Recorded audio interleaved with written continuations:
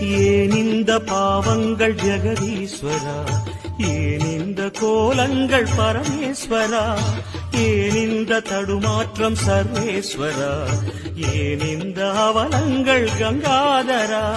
மூன்றாவதாம் உன் கண்ணையே நீர் திறப்பீர் உலகுயவே. ஆதி அறியாமலே வாழ்ந்து வரும் வாழ்விலே ஆசைகளின் ஆட்டமே பாரு.